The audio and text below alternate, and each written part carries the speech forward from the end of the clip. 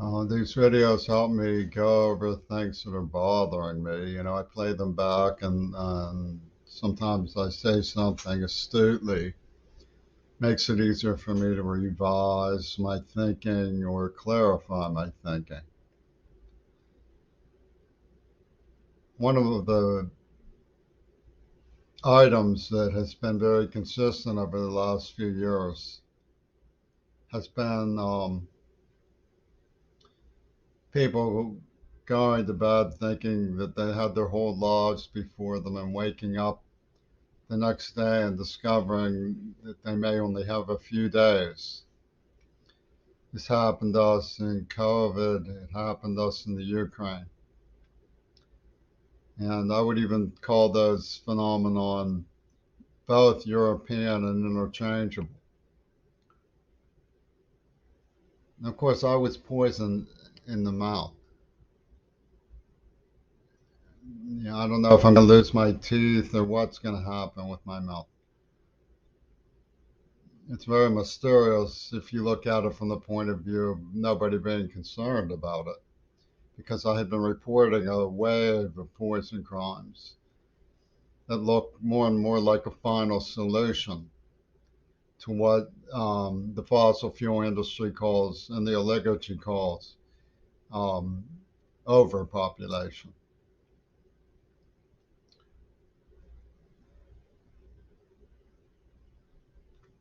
Meanwhile, when it comes to my public reputation, everyone has been validating a mob.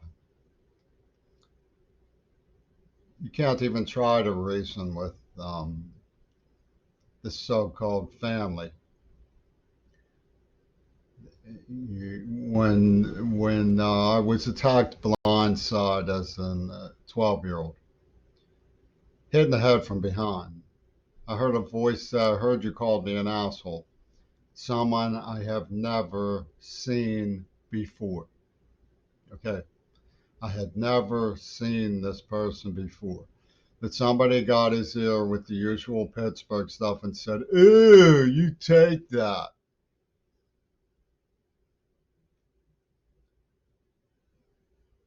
He heard I called him an asshole. I had never seen him before. Before that, there was a famous kid named Michael Todd. His father was an advisor to Milton Schaap. He even introduced me to Milton Schaap. Got me set up with a dog named Shep.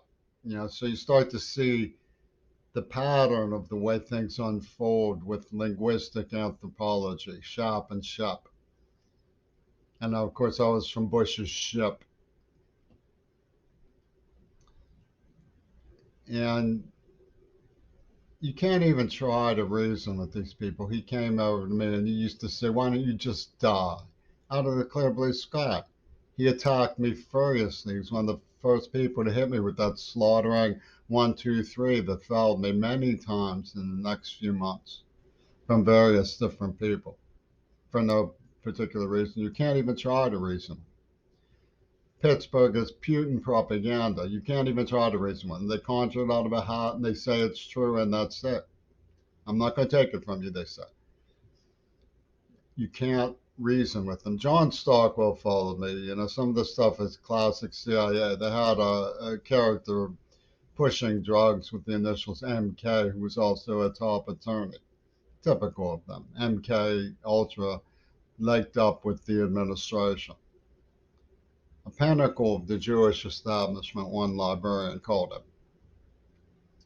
Well, John Stockwell followed me to Allentown on my birthday in 1987. He was from the CIA, then the National Security Council. And he was obviously there because of me. And he underlined the date when he signed his autograph.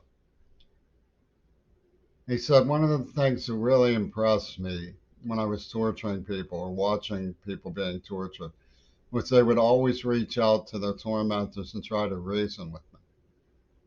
That's the whole point. You can't reason with them. There's nothing you can even try to say to them. I heard you called me an asshole. I had never seen him before. How can you reason with something like that? You can't.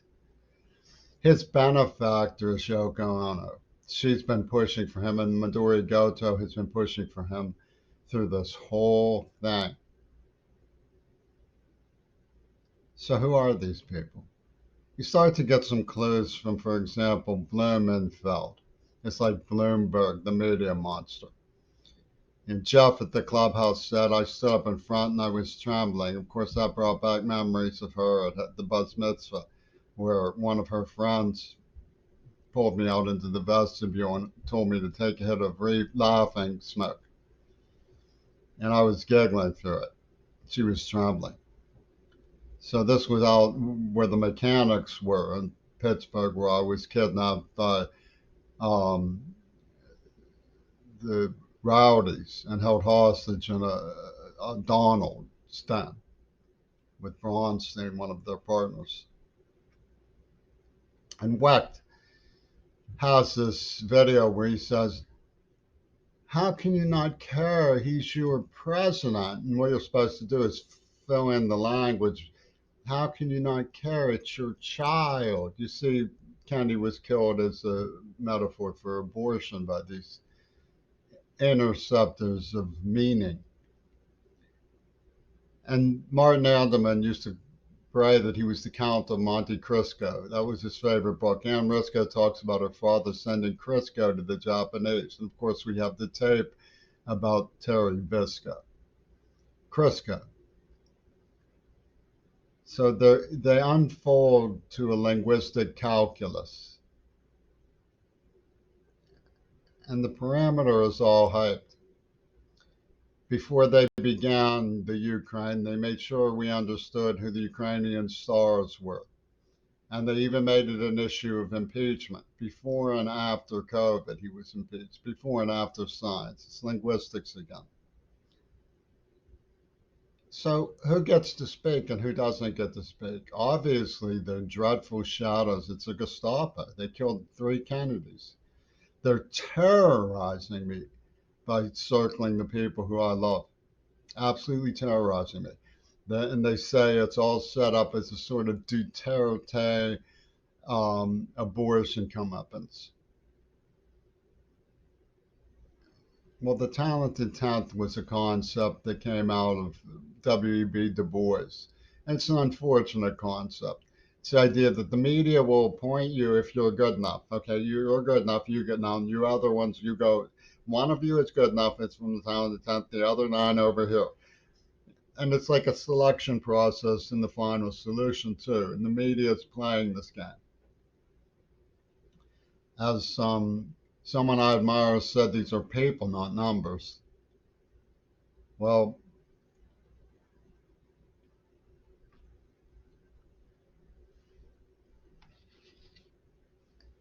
they talk about gaslighting. Well, they gassed me in a place called King's Estate, King's Heavenly Estate. Get it? Gas in the light, the heavenly light.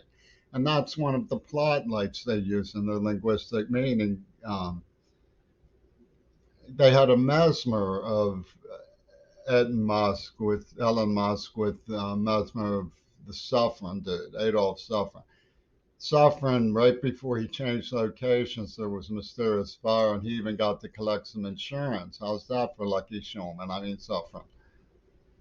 So, yeah, I don't know what, I don't know, not saying Elon Musk has a means to set Twitter on fire and collect his 44 more billion, but somebody was saying, yeah, 1% of that could help 44 million, could help so many people. 1% of 44 million would be enough to have a selection process for who gets to yammer at the open mic and who doesn't.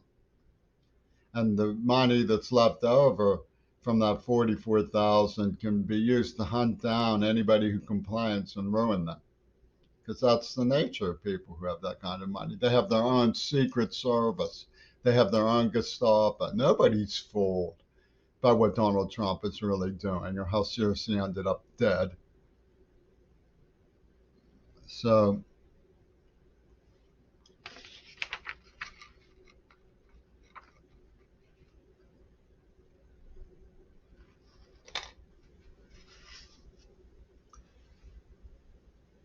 those are my concerns, you know.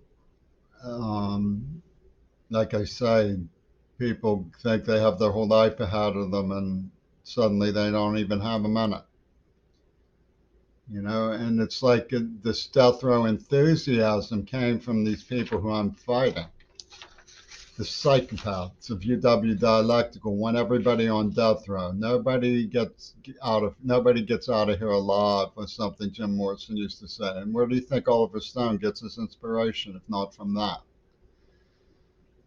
You know, I'm not the only person who suffers and suffers and suffers when those they love are threatened. But it's become a medium for some of the most powerful people to do that to some of the most powerless people. And the thing that really gets me about it is that it's the people right next to you whose skin you get under. You know, that's why it works. It's like, oh, you made me do such a bad job. It's your fault. The person right next to you has no input or control. They love you. They have their own idiosyncrasies. One day they rub you the wrong way, and it's all their fault. And that's the saying that we've developed. It's the people right next to you who are doing the worst harm to you because of the way it's rigged to have a trickle down of failure, a trickle down of frustration, a trickle down of it's your fault. That's what the whole trickle down theory is. They won't blame the people on top. They won't seek to negotiate change. They'll just blame each other. The frustration and the rejection will trickle down. If you reject this one, you might be accepted. So that's the first thing you need to do is reject this one so that you might be accepted. So reject this one. You better reject this one. Well, they'll find a way to make you reject this one. I guarantee it. So you might as well get it over with. That's what's been bothering me lately.